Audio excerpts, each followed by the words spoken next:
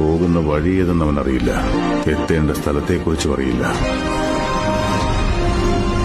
അതിന്റെ അമാനുഷിക ചരിത്രത്തെപ്പറ്റിയും അവൻ അറിവുണ്ടായിരുന്നില്ല. വിശ്വാസങ്ങൾ മരിച്ചു മണ്ണടിഞ്ഞ ആ സ്ഥലത്ത് ഒരു ഭ്രാന്തൻ രക്തം കൊണ്ട് എഴുതിയ കഥയാണിത്. മഷി കൊണ്ട് എഴുതാനാവില്ല.